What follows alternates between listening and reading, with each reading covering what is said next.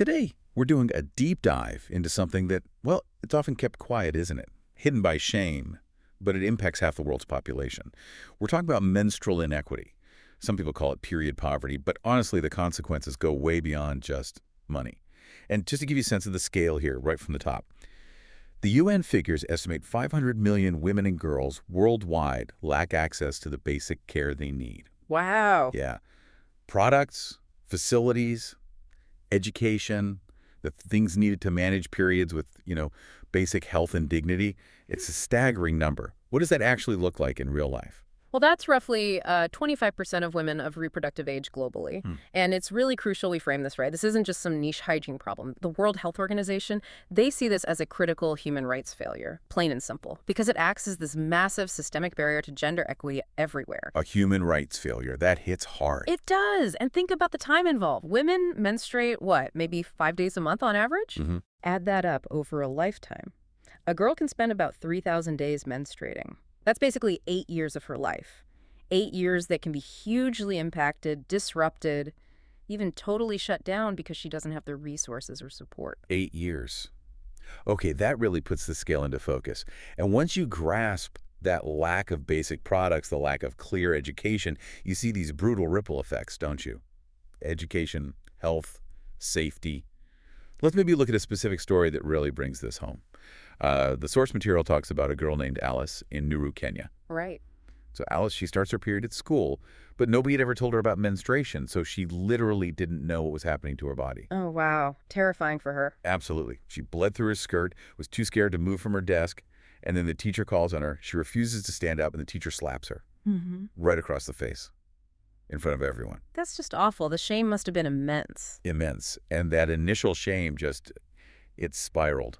For years, she struggled to manage her periods and just stay in school. And the way she tried to cope were just heartbreaking. Using things like old rags, mattress stuffing, leaves. Even tearing pages out of her school textbooks if she was caught unprepared. Yep. Just imagine.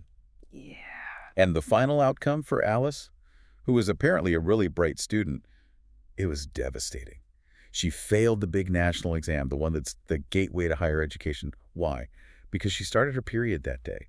The pain, the anxiety, she just couldn't concentrate. So menstruation itself literally became the barrier to her future. Exactly, that invisible barrier we hear about. And if we broaden the lens from Alice's individual story, what's also fascinating in a disturbing way is how cultural stigma creates equally physical, even life-threatening barriers. Right.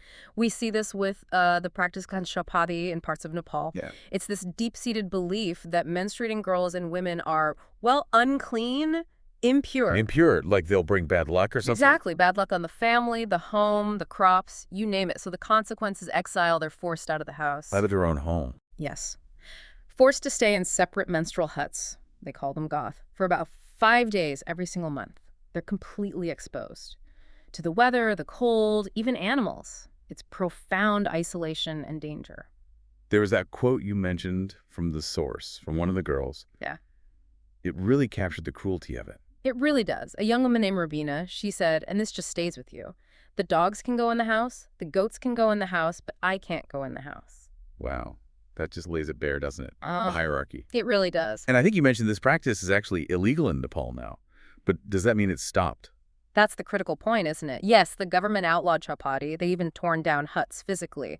But fundamentally, this is about changing behavior, changing deeply ingrained beliefs. It's not just a legal fix. But people still hold on to the belief. They do. So they might rebuild the huts quietly or force women into other isolated spots like cow sheds. It persists because the shame, the fear, it's so deep. Laws alone aren't enough. You need that community-led grassroots work to really shift things. Right. It has to come from within the community. And this lack of resources, it also spirals into a safety crisis, especially in places like Eastern Africa. The data from Kenya is pretty stark. 65% of women and girls can't afford disposable pads each month. 65%, that's huge. It is. And the tragic outcome is that girls feel forced into, well, transactional sex just to get menstrual products. Trading sex for pads. Yeah. The figures are shocking. 2 out of 3 girls in Kenya reported getting pads from a sexual partner. And obviously that transaction puts them at huge risk unwanted pregnancy, violence, STIs. It's a vicious cycle. And when you hear stats like that, you realize this idea that it's only an issue in quote-unquote low-income countries. Yeah. That's just wrong. Yeah, that's a common misconception, isn't it? It really is. Menstrual inequity is pervasive. It affects girls and women everywhere, including right here in high-income countries like the U.S. Okay, so what does the data show for the U.S.? Well, a YouGov survey found that more than 1 in 3 people who menstruate said they or their family have struggled to afford products. 1 in 3 in the U.S. Yep. And the compromises they make sound familiar. 40% of U.S. teens admit wearing products longer than they should, which, leads directly to serious health risks like infections, even toxic shock syndrome. Right. And get this. 1 in 3 people reported missing work or school simply because they couldn't access the products they needed. So whether it's Alice in Nairobi missing her exam or someone in the U.S. missing a day's pay, the barrier, economic, educational, health, it's fundamentally the same thing. Exactly. It confirms that this is a holistic need. It's never just about the pads or tampons. Okay, so what are the pieces then? Well, you need 3 things really working together. First, yes, the products. Affordable, accessible products. Second, you need safe private bathrooms with adequate disposal facilities. And third, you absolutely need robust education. Education to tackle the stigma, the misinformation, the shame. If you miss one piece. The whole thing falls apart. The problem persists. You need all 3. Okay, so that brings us to the really vital part, right? The solutions. What's actually working? What's creating real, hopefully generational change? Yeah, let's talk about that. The organization that comes up again and again in the research is Days for Girls International.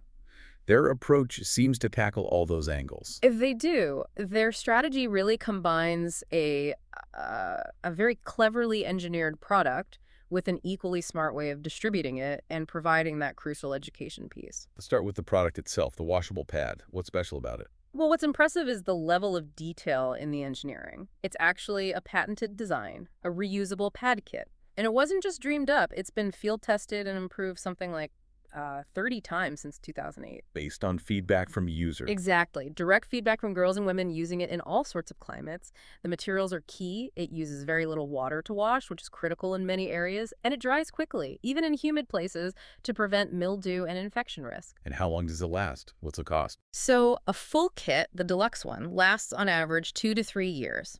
And the cost to produce it is around $15. $15 for 3 years of access. Yeah. And when you weigh that $15 against those 8 years of life, of opportunity, that can be lost.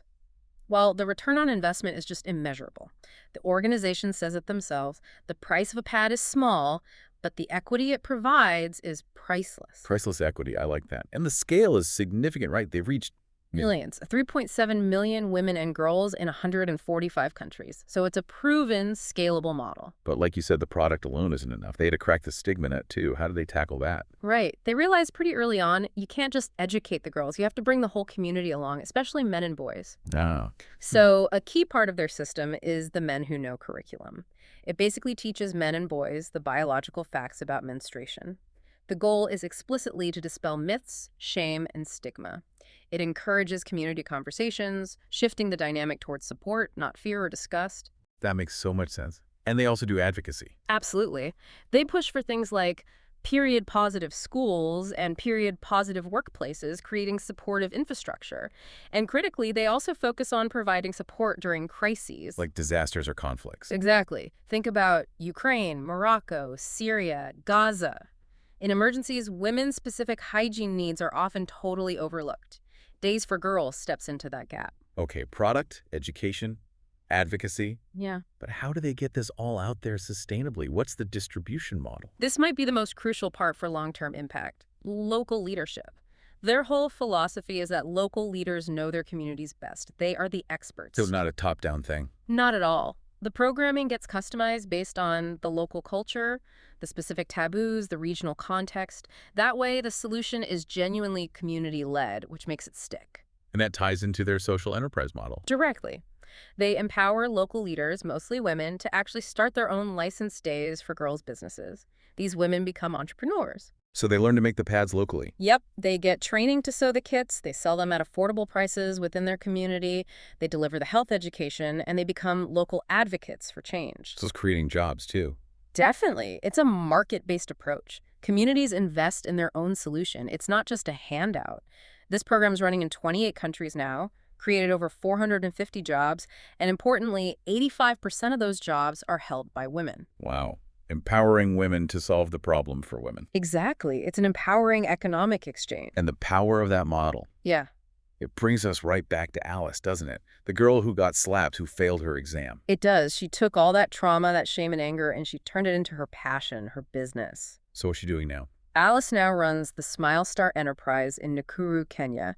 She's a Days for Girls social entrepreneur. No kidding. That's incredible. Isn't it? She has personally reached over 80,000 girls in her region. Her business employs 30 people, 24 of them women, and she is fiercely determined that no girl in her community will ever go through what she did.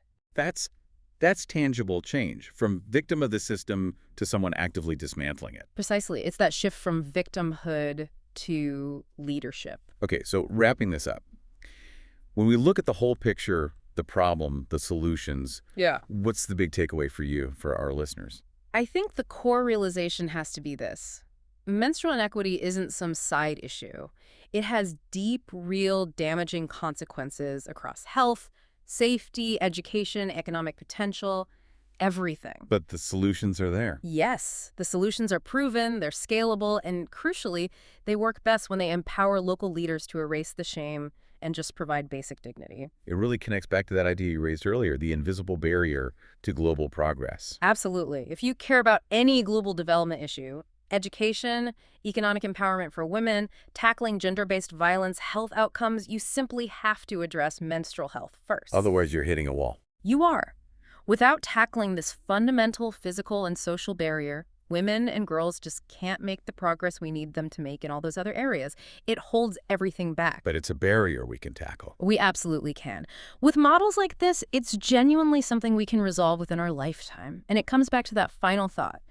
The price of providing a pad isn't much, but the equity, the potential, the dignity it unlocks, that is truly priceless.